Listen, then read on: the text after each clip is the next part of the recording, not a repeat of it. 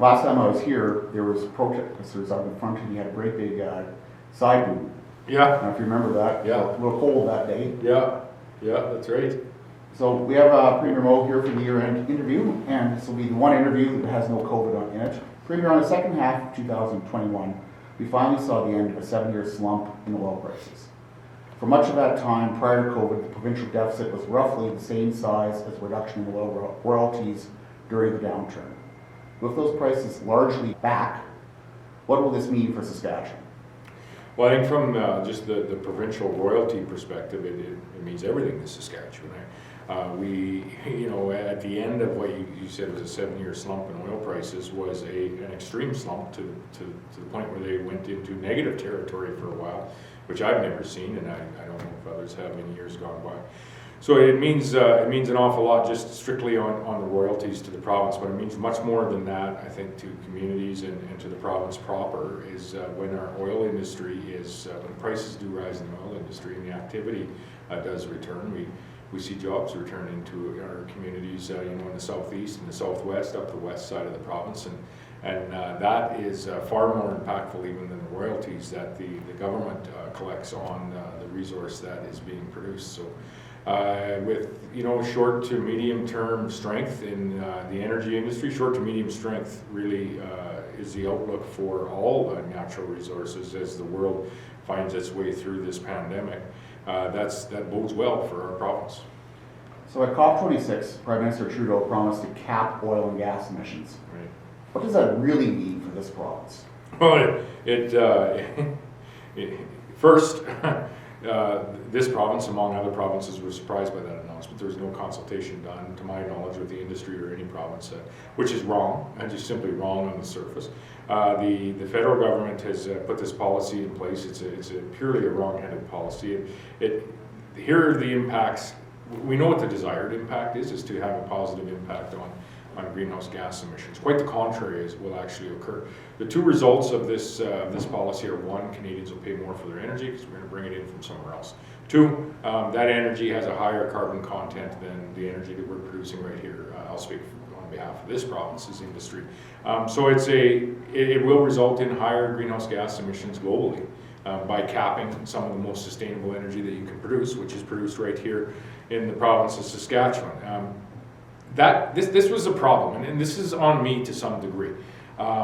I expected that the federal government would step out and speak about the sustainable energy industry that we have in Saskatchewan and what we are doing in the way of enhanced oil recovery, what we are doing in the way of our thermal projects up on the west side of this province, and how that has a positive impact on methane emissions, how it has a positive impact on the carbon per barrel of oil that we're producing in this province. He said none of that.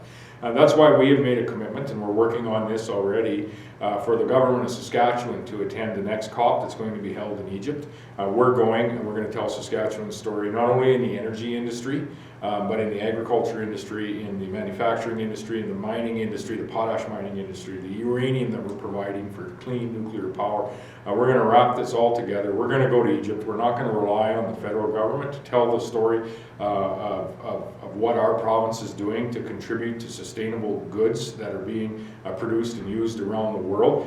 They obviously aren't interested in doing that, and so we're going to do it ourselves. You kind of led into my next question here. The carbon tax has proven to be the impetus behind FCL Whitecap's Memorandum of Understanding on Carbon Capture and Storage, a project that may grow to include other companies. The Clean Fuel Standard is driving the development of numerous canola crush facilities, and the FCL recently announced a $1 billion renewable diesel plant beside the refinery. These two policies are making it tough on the oil sector, but proving to be a boon for agriculture. So what are your thoughts on that? Well, yes, these policies are designed to be tough on the oil sector by our federal government. What we're seeing is the industry is morphing and adapting to the environment and the regulatory environment that the federal government is putting in place. There's still a place for the oil sector. We should have paramount among, and I just spoke we should be as governments telling the story of what our energy sector is doing, what all of our sectors are doing, but in this case, what our energy sector is doing from a sustainability perspective. We should also be concerned about, energy security in this country and on this continent. There are other continents and other countries around the world that don't have the best interests of Canada or North America's energy security in mind, most certainly. But we should, because we most certainly live here.